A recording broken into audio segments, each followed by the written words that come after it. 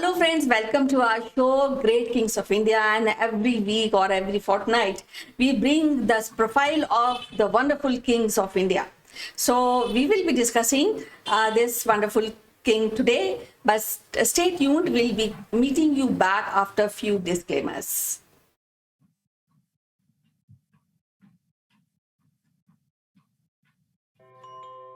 Welcome back, and today we have renowned historian Mrs. Binda Paranjpe, who is also professor at Banaras Hindu University, India. So, without wasting any further moment, I would like to welcome her and would like to hear what king we are discussing. Welcome to the show, ma'am. Thank you.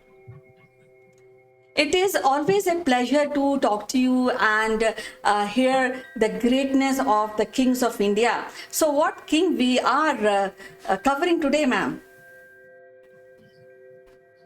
He is an important ruler from one of the dynasties of western side of India, southwest we can call it, present Karnataka. His name is Sri Purusha.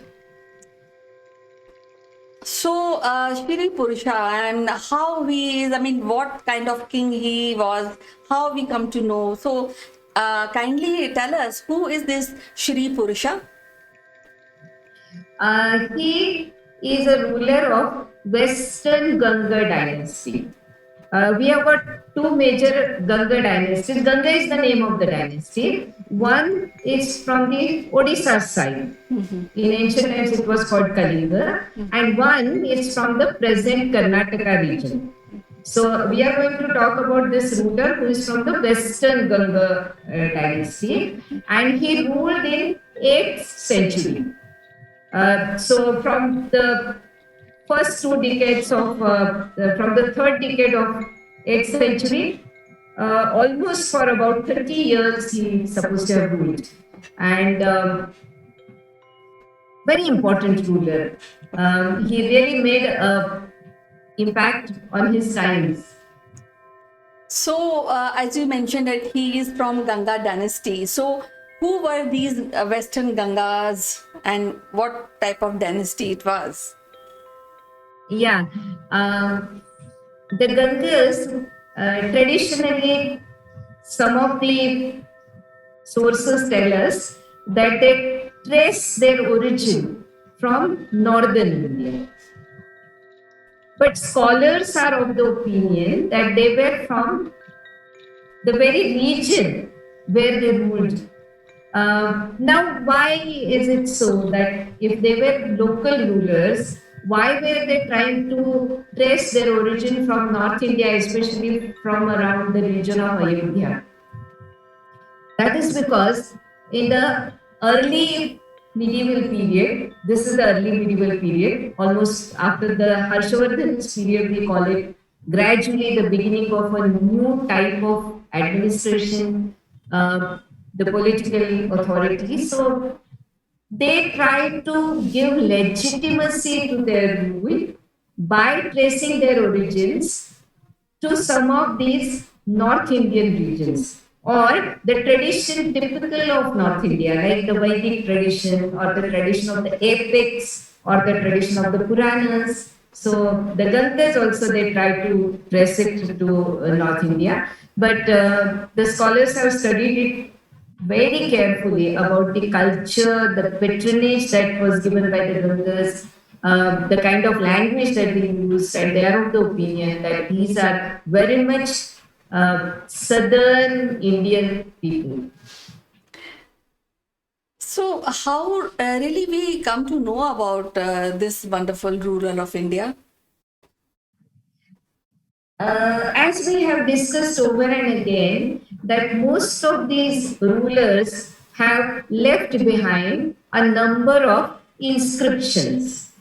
Thereby, we mean that they have certain records which are on some hard surface, like copper plates, or maybe the stone surface. So, we are lucky that after a period of even 13th, 14th centuries, we come to know about these rulers. So, Sri Purusha also has got a lot of inscriptions, like Devanhari inscription is there, Halwood inscription, many inscriptions are there. So, through his own inscriptions, we come to know about him. Also, the Gangas were actively involved in politics of South India of this period. So, their contemporary rulers also mentioned them. So, we have references in Rashtrakuta inscriptions, in Pallava inscriptions, in Pandya inscriptions, and so forth, Banas and all that. Also, we have got a lot of Jain texts. So, because Jainism was largely patronized by the Ganga rulers, so we come to know about them through the Jain sources also. But most importantly, this king composed himself a text, Gaja Shastra. It is a text on the different aspects related to elephants. Gaja means elephant, Gaja Shastra means a science of elephants that we can call it. Okay. So he wrote that. He's supposed to be the composer of that text. So, additionally, we have one very special source, which is his own text. So when we talk about this wonderful king, and I'm sure he's, as you mentioned, that he transferred from, he has a connection with North India. So what kind of title he took, and why? I mean, I'm told that he took some grand titles. So why he was inclined to take these grand titles? See, most of the rulers of this period, they used to take grand titles. They used to call themselves the rulers of the entire earth, and they have conquered the whole earth surrounded by seas, and they are the oceans of all good virtues. But in case of Sri Purusha or similar rulers of his times, what is most important is that many of his titles show a combination of Sanskrit and Kannada. Okay. Now that is most important thing. So a part of it will be Sanskrit, going by the North Indian tradition maybe, but a part of it will be very local. And that local element is indicative of the region that he had conquered or he was ruling, or some of the very special characters which probably are considered more important for the local culture. So I think rather than going to the loftiness of his titles, what is unique about it is the combination that is there. I can read some of the titles. Say, for example, he was called Muttarasa, Prithvi Kongini, Konkani Muttarasa, Paramardi, Sri Vallabha. Now, Sri Vallabha is very typical North Indian title. Bhima Kopa, Ranabhojana, and things like that. So these are all very interesting titles, but most of them they indicate his military valor, how brave he was, or how skillful warrior he was. Well, when we talk about the skillful warrior or a brave commander or army professional, I think I must ask you, what are the major political events during his time? That's why we remember him. We are discussing about him today. Right. Now, as I said that this is a early medieval period, gradually the local identities were getting formed. And for Kannada identity, for this region of Karnataka, we can say that this ruler must have been really very important. What did he do?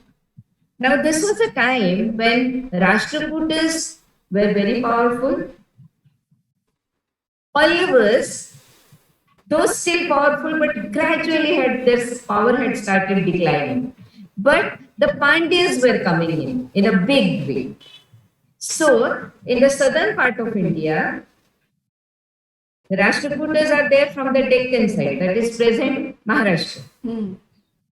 Then we have got this region of Karnataka, and then down south we have got region of Tamil Nadu. Now Rashtrakutas and Pallavas were at daggers end. They were fighting against each other. There were some smaller states also, like the Banas. Now, what Sri Purusha did is that first of all, even when he was not the crown king, he was still a prince. He started participating in the affairs of the state, taking lead in the wars. And when Rashtrakutas and Pallavas were fighting, he seemed to have taken the opportunity to consolidate his empire, and that created threat in the minds of the Rashtrakutas. So, Rashtrakuta King Krishna first came to the southern part of India, the Karnataka borders, and he tried to annex the territories which were under the rule of Shri Purusha. But Shri Purusha, not directly himself, but he had some very brave, very good at military skills. Such commanders were there, and they fought very bravely to the limits that they lost their lives also in the battle, but they protected their boundaries. So, first and foremost, we can talk about this king is that he protected his boundaries very efficiently. But it was not all. He also tried to capture some of the territories which were adjacent to his kingdom. And that was constantly bringing him in conflict with the other uh, kingdoms with whom he was sharing his boundaries. So sometimes with Pallavas, sometimes with Rashtrakutas, then Banas, as I have told you. So these fights were going on constantly. And he was trying to show that how powerful, how skillful as a fighter he is. And he gave a good lead. And more than that, this was a time when people would feel their regional pride elevated because their king has won the wars. Right. So that role we can see of this leader. Well, when there are many powerful dynasties around one kingdom. So I would like to ask you, what is the position of Ganga dynasty during his period of ruling? Yeah. See, one thing we should understand that this region, there are some parts, some tracts which are very good for agriculture.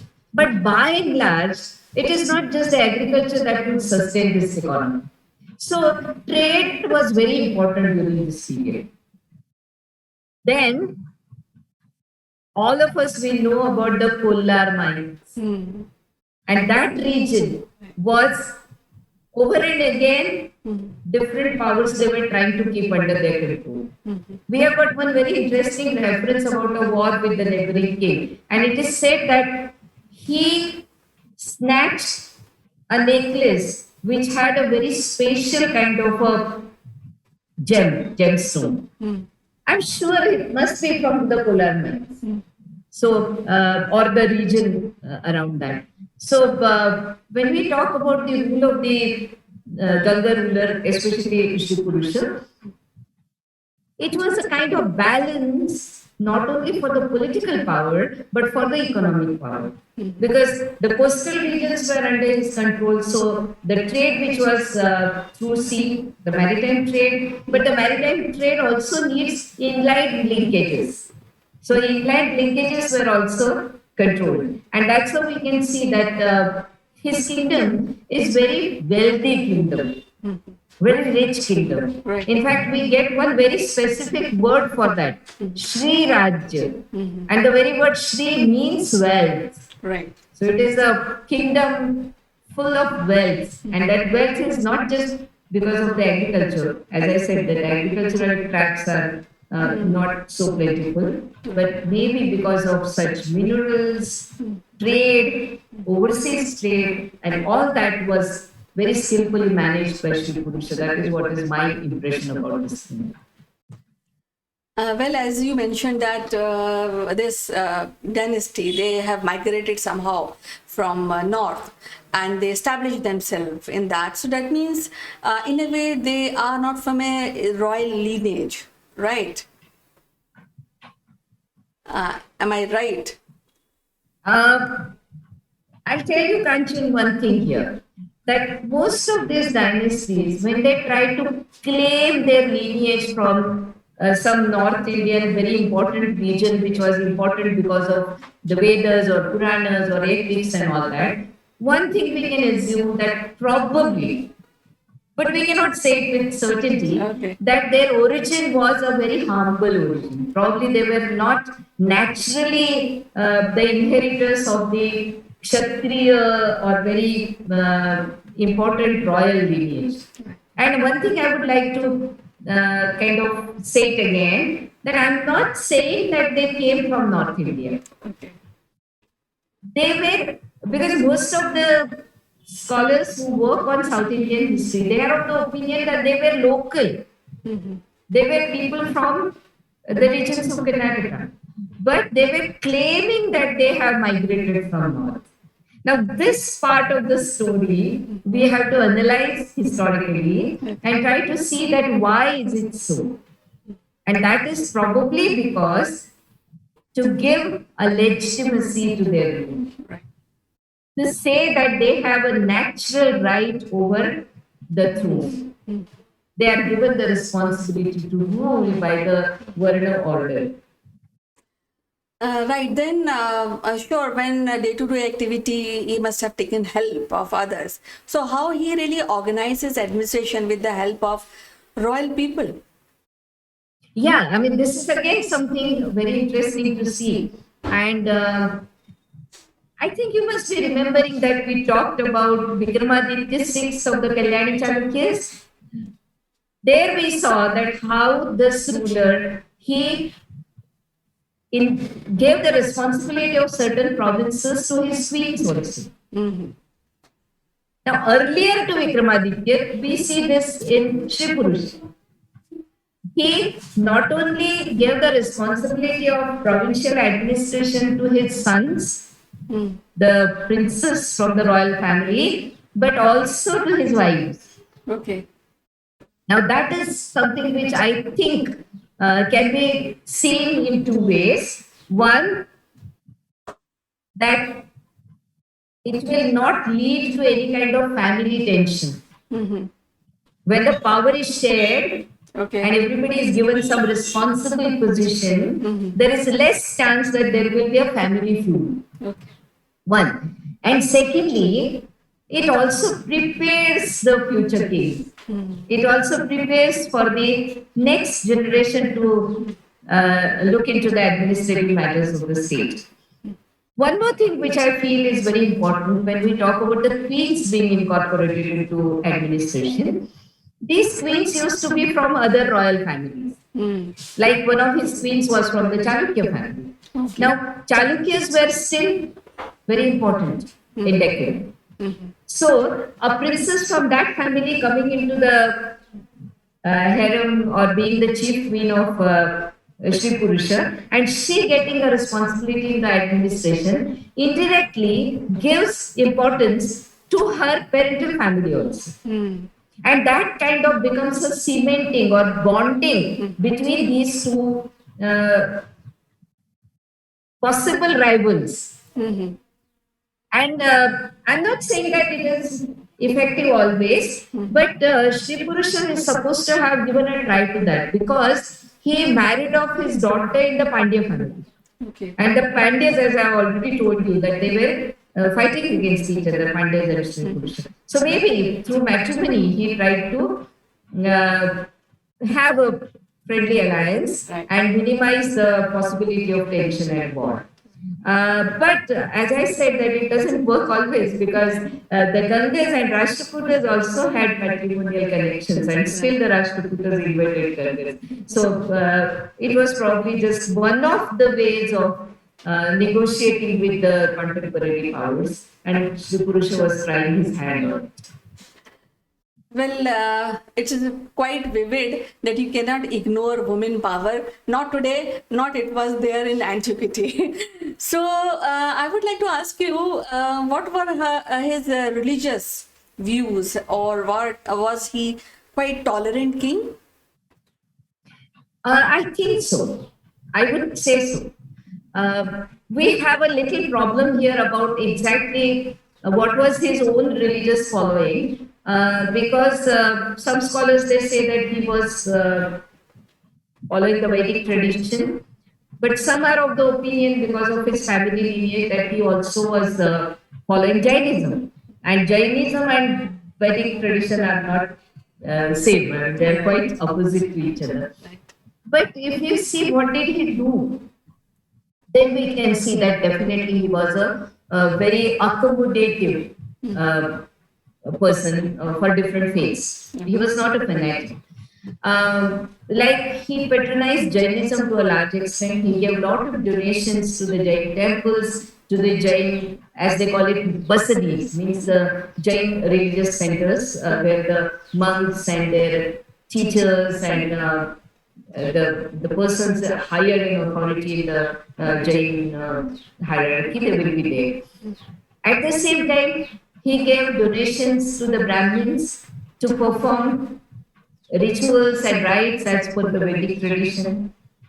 And within that also we can see that there were Jains, there were Buddhists, Buddhists I don't see any reference there, but the Jains were there, the Shaivas were there, the Vaishnavas were there, and absolutely pure Vedic tradition was also there. So what I mean to say is that we can definitely call him, somehow I don't like the word tolerant, because it is not just that he was tolerating, because he was getting the benefit of it also. So we can say that he was accommodating.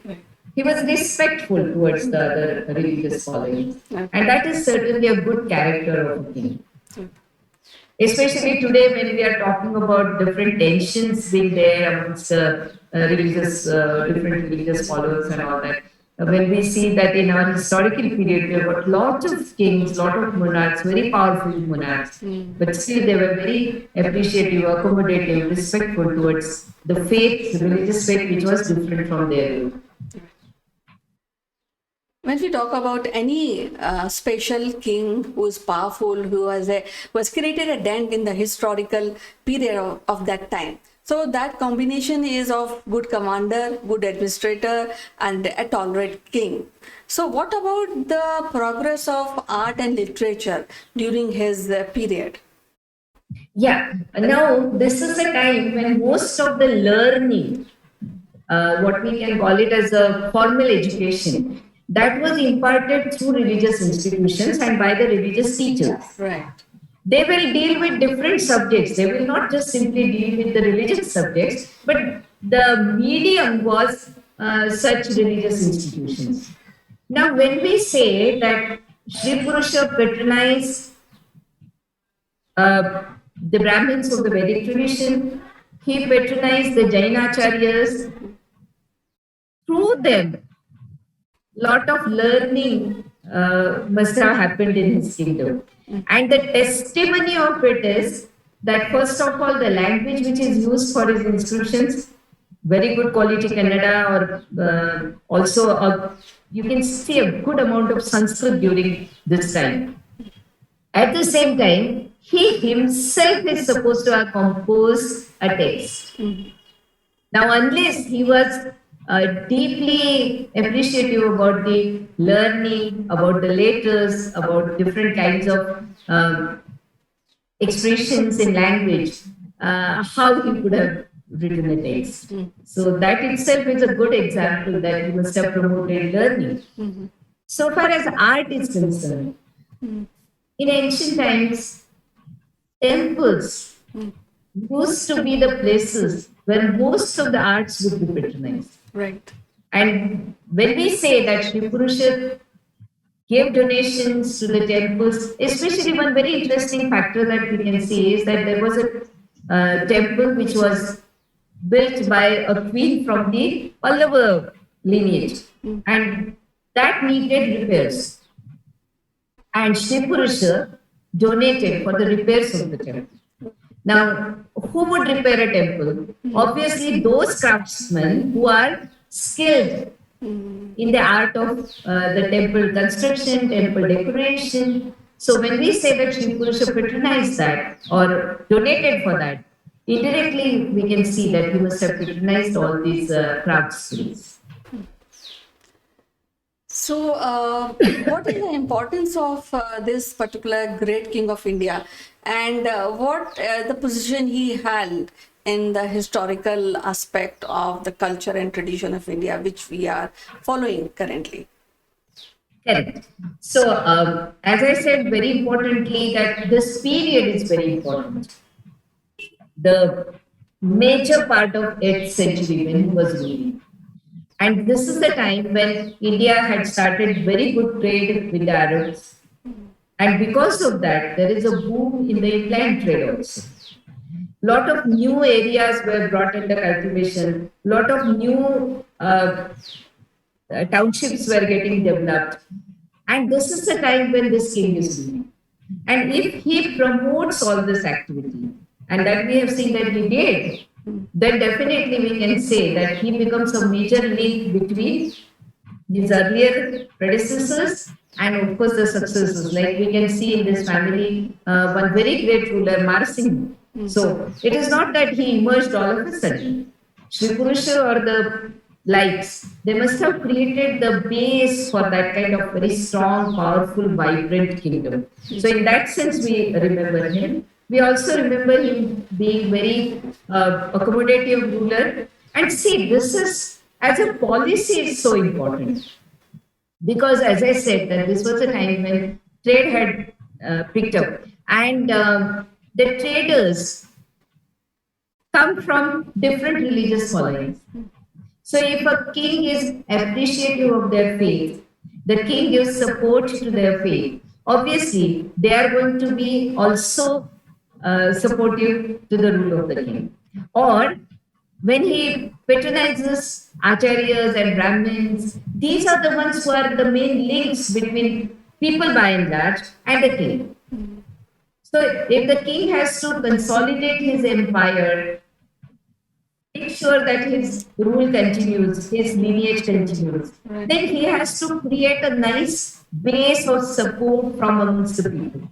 And I'm of the opinion, I feel that Shri Purusha definitely created it. That's why the dynasty continued for a long time after that and kept flourishing.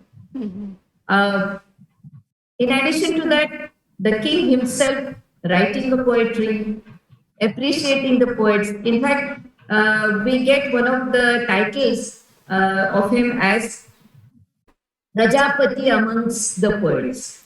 Oh, Now that is so important right. because Prajapati is the highest god.